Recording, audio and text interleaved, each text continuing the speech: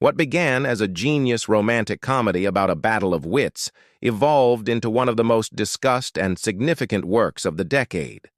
Now, with both the manga and anime adaptation concluded, millions of fans are debating the ending, the characters' fates, and Akasaka's legacy. So why did this story about two fools in love with each other capture so many hearts? Let's break it down. On the surface, Kaguya-sama is a masterclass in comedy.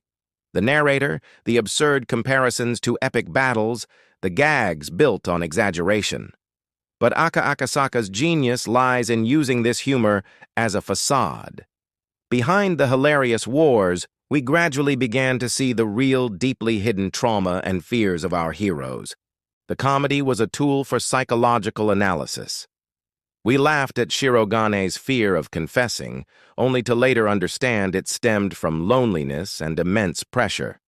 We died laughing at Kaguya's antics, only to later see her suffocating in the gilded cage of her family. AKA didn't add drama. He slowly peeled back the comedic layers, revealing the drama that was there all along. This isn't just about throwing in some sad backstories. It's about recontextualizing the entire story. Think about it.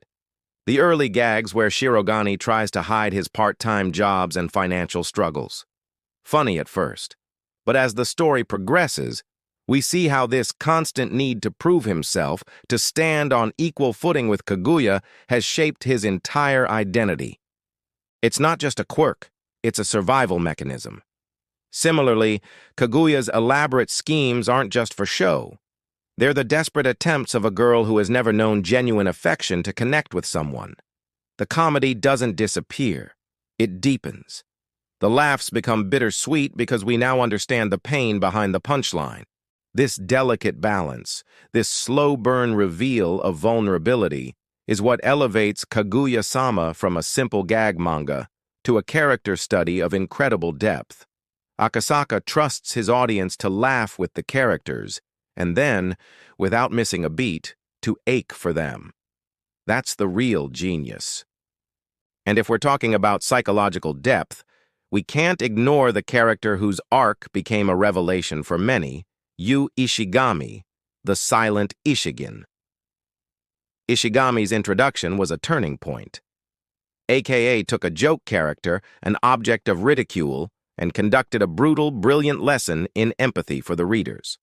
His arc is an exploration of loneliness, social anxiety, and a desperate attempt to be accepted. We saw the world through his eyes, frightening, unclear, full of fear, and his journey to finding genuine friends, not just status, became one of the most heart-wrenching and sincere moments in the entire story. It's arcs like his that make Kaguya-sama more than just a rom-com. When we first meet Ishigami, he's presented as this gloomy, misanthropic gamer who wants to go home and die. It's played for laughs. We see him through the eyes of the student council, who are often baffled or annoyed by him, but then Akasaka flips the script. The sports festival arc is where everything changes. We're suddenly thrust into Ishigami's past, and we see the trauma of being misunderstood and ostracized for doing the right thing. The art style shifts, the world becomes distorted, and we feel his paranoia. This isn't just showing us what happened, it's making us feel what he felt. His eventual triumph, supported by Shirogane and the cheer squad, isn't just about overcoming a fear of sports. It's about him realizing he's not alone, that his worth isn't defined by the cruel perceptions of others. This is why so many readers connect with him. He represents that feeling of being an outcast, and his journey gives us hope that genuine connection is possible, even after being deeply hurt. And this brings us to the biggest source of debate, the finale. On one hand, its strengths are obvious. It's a logical and emotionally satisfying conclusion to the main character's arcs. Kaguya escapes the clutches of her family, and Shirogane finds his purpose and sheds his pride. We got the fairy tale ending, but one earned through struggle and hardship. However, why were many fans left dissatisfied? The controversial points often revolve around the supporting cast. Some feel Miko Ino didn't get as polished an ending. Others found the pacing of the final chapters rushed, as if Akka was hurrying to put a final point. But perhaps there's a truth to that. After so many years of war, the main battle was won, and it was finally time to just live happily. Let's be honest, wrapping up a story with such a beloved and expansive cast is an almost impossible task. The main conflict, the love is war between Kaguya and Shirogane, was definitively resolved. The final arcs were about solidifying that victory against the external threat of the Shinomiya family. Kaguya's liberation and Shirogane's unwavering support for her was the thematic climax the entire series had been building towards. It was powerful and earned. The dissatisfaction stems from the subplots.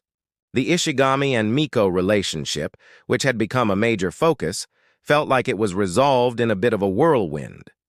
Characters like Hayasaka and the four ramen emperors got their moments, but some readers felt these resolutions were too quick, more like epilogue notes than fully fleshed-out conclusions.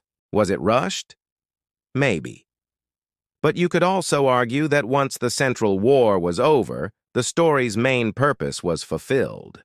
The ending prioritized the core romance, giving us a beautiful, happy send-off for the two geniuses who finally learned to stop fighting and just love. So what is the legacy of Kaguya-sama, Love is War? It's the benchmark romantic comedy that proved the genre can be hilarious, clever, and deeply human all at once. It's a story that made us laugh until we cried and moved us to tears. And while the ending didn't please everyone, it's impossible to deny that this was one of the most brilliant and unique journeys in modern manga. The war is over. Long live love. Thank you so much for watching. If you enjoyed this breakdown, please consider liking the video and subscribing for more deep dives into the stories we love. See you next time.